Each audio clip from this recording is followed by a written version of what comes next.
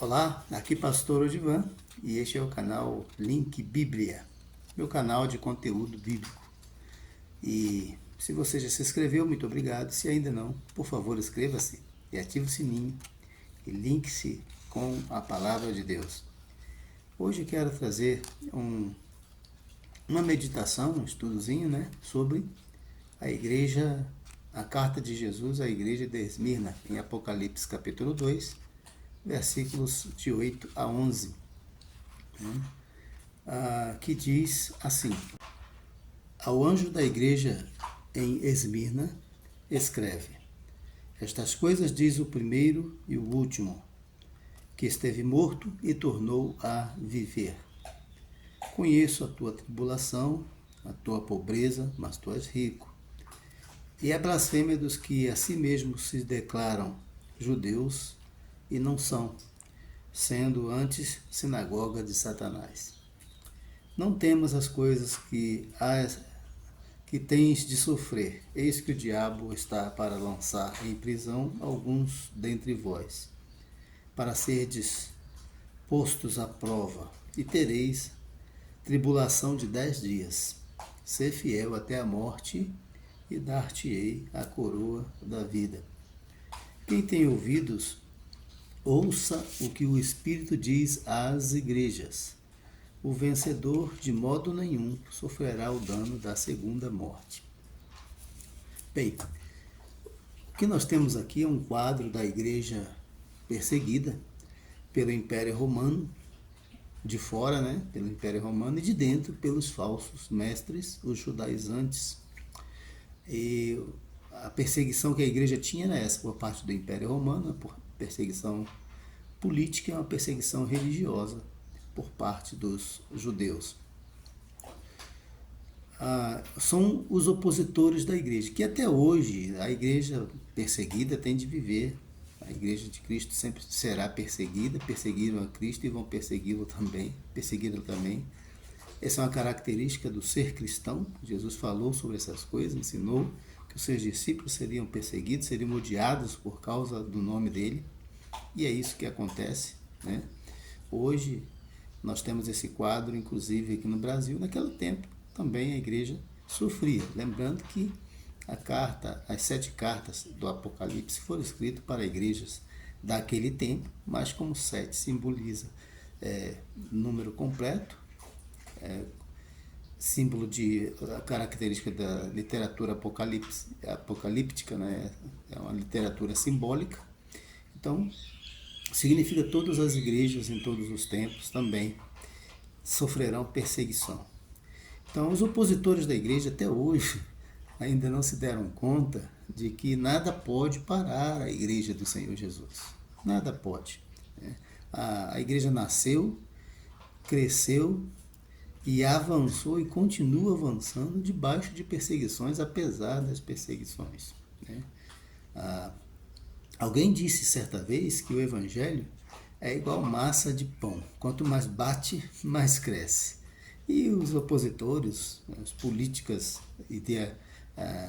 ideológicas contrárias à palavra de Deus, contrárias aos cristãos, ainda não se deram conta disso. Eu acho que será uma bênção a perseguição aqui também no Brasil. A igreja será mais igreja do que tem sido. Então hoje o mundo inteiro, políticos, políticas e ideologias que continuam tentando destruir a igreja cristã, a fé cristã.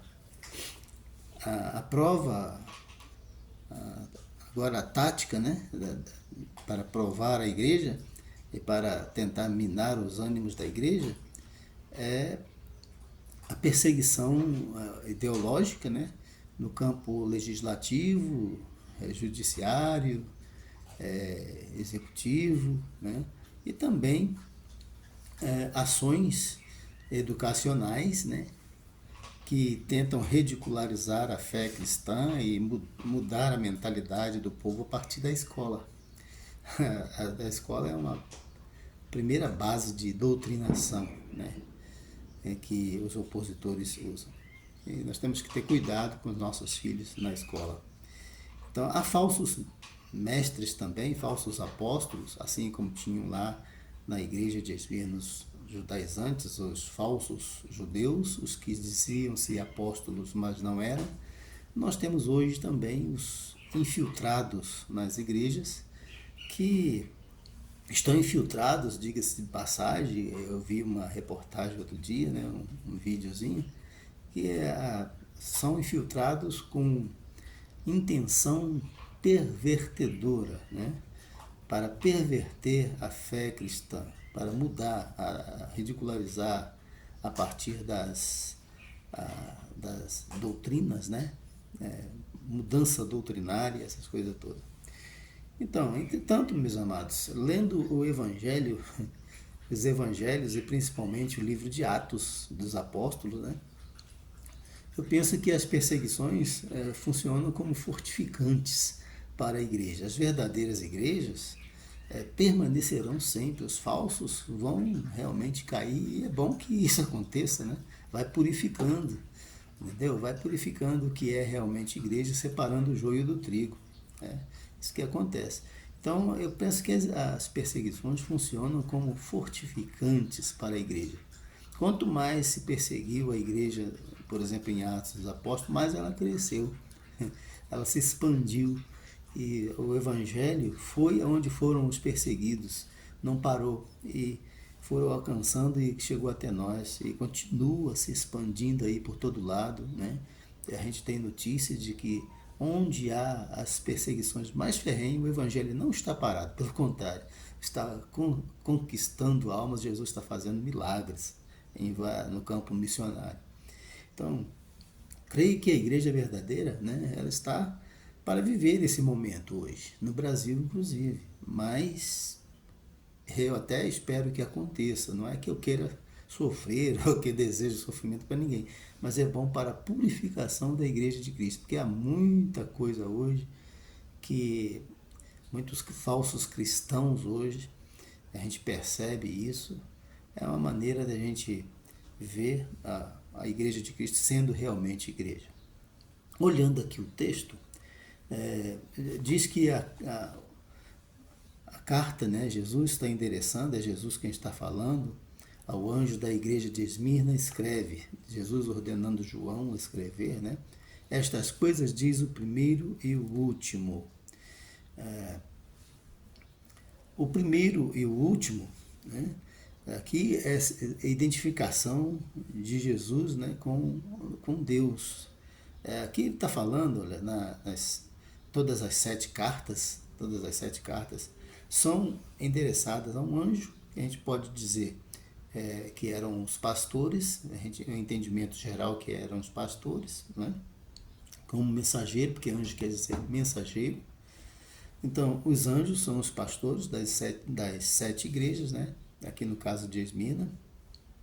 E sete pastores, sete igrejas, já falamos, que é simbólico. Significa todas as igrejas de Cristo naquele tempo e depois daquele tempo até o final da história, em todos os lugares também. É a completude. 7 significa completude, é um número simbólico, né? É uma característica da literatura apocalíptica.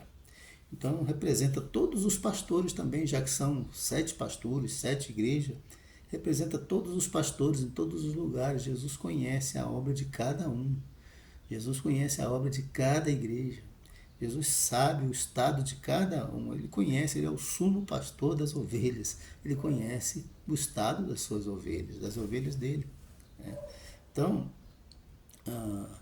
todas as igrejas, todos os pastores, até o fim da história, estão aí representados nesse número 7. É claro que lá tinha uma aplicação momentânea para aquela igreja, para as 7 igrejas da Ásia, mas são instruções gerais para todas as igrejas, mesmo daquele tempo e depois daquele tempo. Então, nesse versículo aqui, Jesus se apresenta como sendo o primeiro e o último.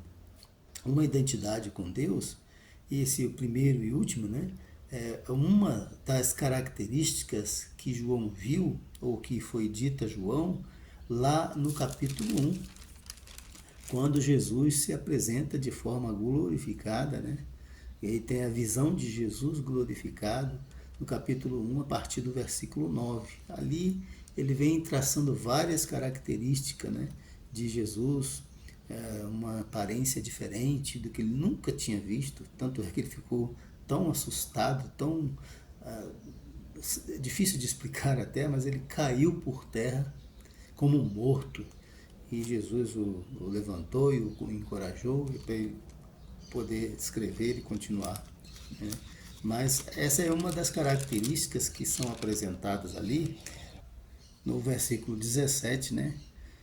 Que diz assim: quando o vi, caí aos seus pés como morto. Porém, ele pôs sobre mim a mão direita, dizendo: não temas, eu sou o primeiro e o último. Então, aqui ele repete cada carta ele começa com uma das características mencionadas lá quando ele apareceu para João de forma glorificada. E aqui, nessa carta, ele usa essa expressão, o primeiro e o último, que foi usado lá. Estas coisas diz o primeiro e o último. Significa a identidade divina, a identidade de Jesus com Deus. Jesus é Deus, ele é o primeiro e o último. Lá Deus tinha se revelado como o alfa e o ômega, né? Capítulo 1, versículo 8. Eu sou o alfa e o ômega, diz o Senhor Deus, aquele que é, que era e que há de vir, o Todo-Poderoso. Então, Jesus também é o primeiro e o último. Jesus é o primeiro e o último junto com Deus. Ele é também o alfa e o ômega junto com Deus, né? Ele é Deus. Então, ele diz também que aquele que foi morto e reviveu. Bom, isso é bem fácil de identificar na história, só houve um, né, que morreu e ressuscitou, mais ninguém. Só teve um que morreu e reviveu, mais ninguém. Então, esse é o nosso Senhor. Nenhum outro há igual a ele. E há depois disso uma declaração de conhecimento universal. Conheço, no versículo 9, conheço a tua tribulação. A todas as cartas, Jesus declara conhecer o estado das suas igrejas. Conheço as tuas obras, conheço a sua tribulação, conheço o teu trabalho, né? Jesus sempre está revelando algo do estado da igreja, da situação em que vivia a igreja. Ele foi para o céu, mas ele não deixou de pastorear a sua igreja. Além de nos deixar o Espírito Santo, o Consolador e Ensinador, ele também pessoalmente vem pastoreando a sua igreja ao longo dos séculos, ao longo dos tempos. E promete-lhe consolo, restauração, e a todas as igrejas está chamando ao arrependimento, chamando para consertar algum problema, para corrigir algum problema. Ele é o pastor, ele está prestando cuidado à sua igreja. Então, quais eram as limitações da igreja de Esmirna? Quais eram as limitações dela? Ele diz: conheço as tuas obras, a tua pobreza, mas tu és rico, e a blasfêmia dos que a si mesmos se declaram judeus e não são, sendo antes sinagoga de Satanás.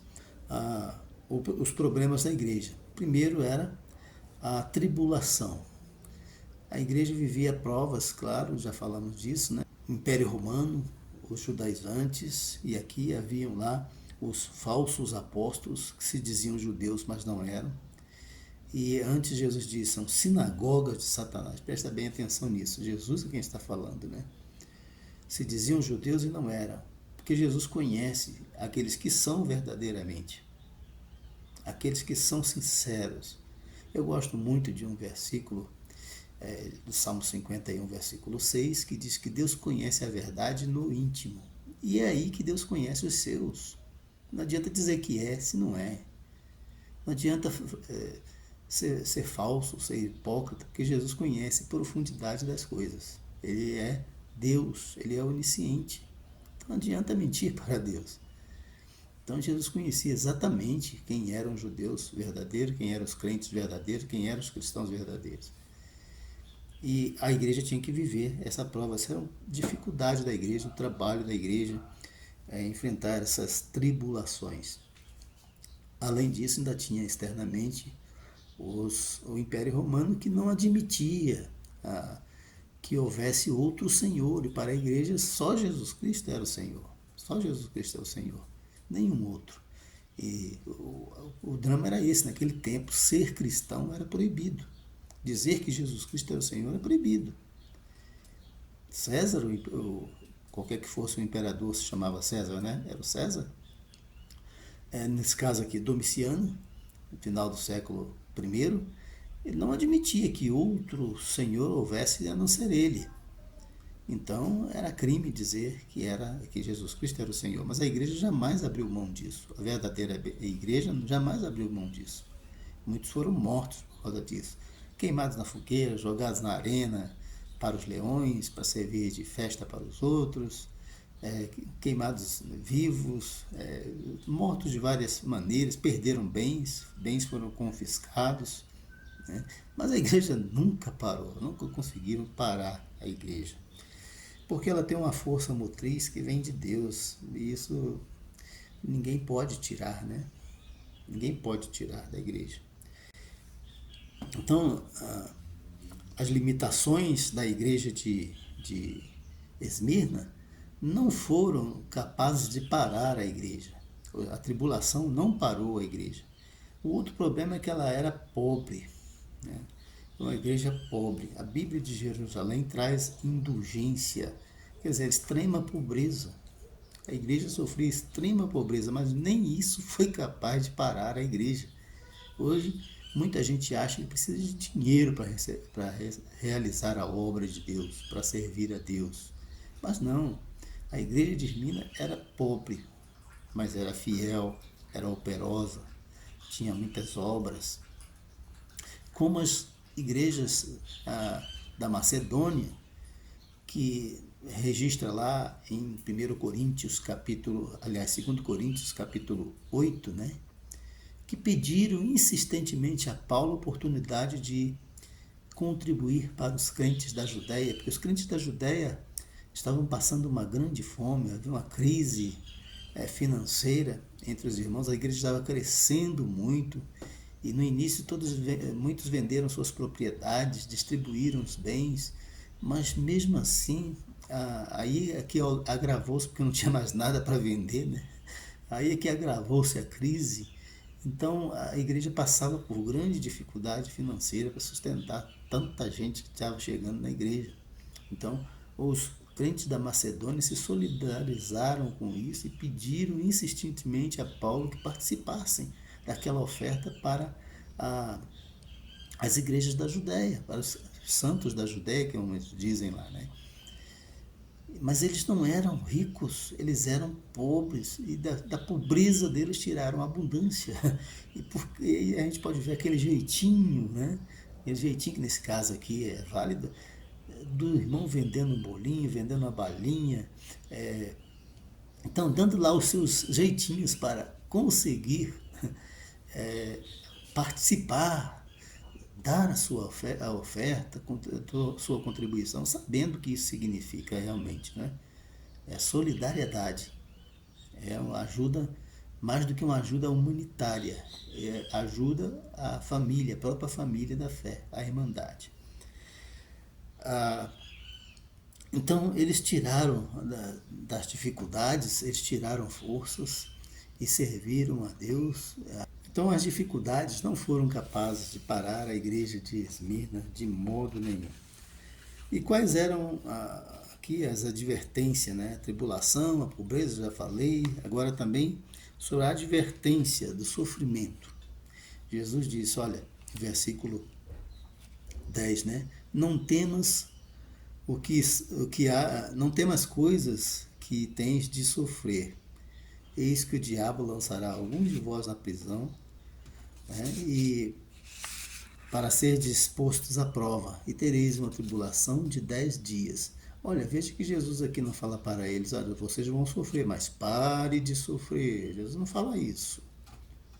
Vocês vão sofrer mesmo. E quem vai botar vocês na prisão é o diabo. E o objetivo é que vocês sejam lançados à prova. Mas qual é o objetivo quando Deus permite que a gente seja aprovado? É sermos aprovados. não reprovados. Não quer reprovar ninguém. Por isso ele está advertindo, está aconselhando, está exortando como nós devemos agir. Ele já tinha ensinado para os discípulos. João já sabia disso, inclusive, né? E João estava sofrendo isso, estava lá perseverante, exilado na ilha de Patmos. Pelo contrário, vocês vão sofrer, vão ser postos na prisão. E aí o diabo, porque aí a gente pergunta, né, por que é preciso isso? Por que Jesus permite isso? Nós não sabemos por que Deus permite que Satanás tente a igreja, mas sabemos para quê. É para ser posto à prova, né? E o objetivo, como já disse, é sermos aprovados. Tipo Jó. O Satanás pediu para perturbar a vida de Jó.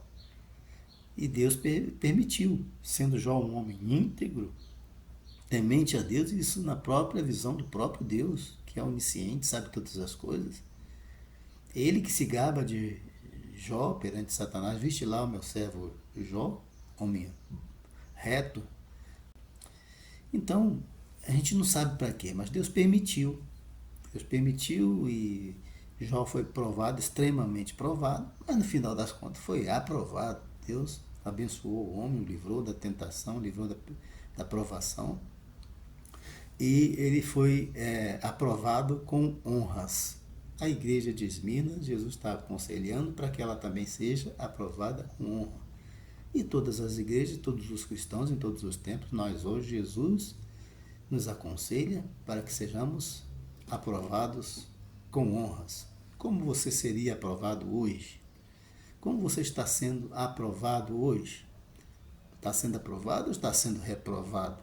Como tem lidado com as provas, né, dos dias de hoje? Então, prosseguindo aqui, ele diz que a igreja seria aprovada, teria uma tribulação de 10 dias. 10 dias, simbolicamente, aqui significa pouco tempo. Uma tribulação breve em relação à vida eterna, que ele diz que a igreja, aqueles que fossem fiéis, receberiam. Ele diz, ser fiel até a morte. Isso quer dizer, ser fiel mesmo que venha a morrer, mesmo que venha a padecer a morte. Ser fiel até a morte, dar-te-ei a coroa da vida, que simboliza a vida eterna. Veja, a tribulação é 10 dias, mas a vida é eterna. Então, para isso, vale a pena, né, investir 10 dias de tribulação para receber a vida eterna. Pensando matematicamente, financeiramente, né? Oh, que beleza! Vou investir 10 dias de tribulação, vou receber a vida eterna. Que bom, que bênção. Então, a igreja teria uma breve tribulação. E depois tem a demonstração ou a exortação universal, né? Quem tem ouvidos para ouvir, ouça o que o Espírito diz às igrejas. Todas, universalmente. Veja, ele diz as igrejas, no plural. Não está falando só com a igreja de Esmirna agora, mas com todas. Todas as 7.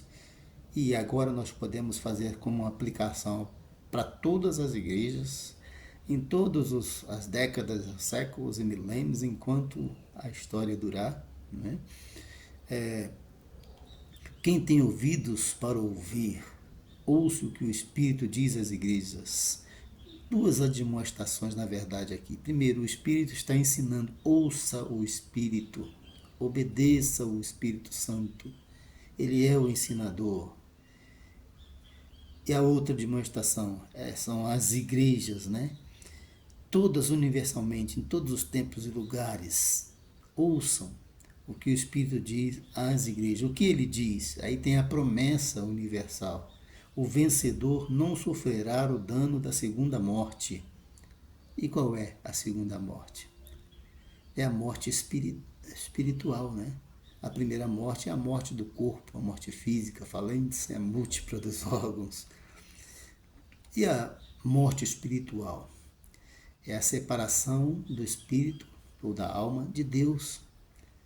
É a condenação no julgamento de Deus, no grande trono branco, Apocalipse capítulo 20, versículo 6, versículo 11, versículo 14, capítulo 21, versículo 8, todos esses falam sobre essa segunda morte, que é a condenação no julgamento de Deus. Ah, peraí, morreu, acabou? Não acabou não. Hebreus capítulo 9, versículo 27 diz: e como aos homens está ordenado morrerem uma só vez, vindo depois disso o juízo. Então, a morte não acaba tudo não. Está pensando que morreu, acabou? Tem muita gente pensando, olha, eu vou dar fim na minha vida, acabar com esse sofrimento. Não. Pensando assim, se você se eterniza no problema, né? A morte não é o fim. Jesus provou isso. Ele foi e voltou e continua vivo. Ele trouxe gente da morte, as pessoas que continuaram vivendo. Então, a morte não é o fim. Depois da morte vem o julgamento, o acerto de contas com Deus, né? O juízo final, que vai ser realmente o final da história e começo de outra história. Só começa a outra história com Deus no céu quem estiver crendo em Jesus Cristo. Jesus também advertiu sobre isso, né? Em Mateus capítulo 10, versículo 28, ele diz: não temais os que matam o corpo e não podem matar a alma, antes temei aquele que pode fazer padecer no inferno tanto o corpo como a alma, ou tanto a alma como o teu corpo. Então é isso. São admoestações, ensinos da igreja de Esmirna, mas que servem para todos nós hoje. Esperamos que você seja provado, mas aprovado. Que você também receba a vida eterna, a coroa da vida.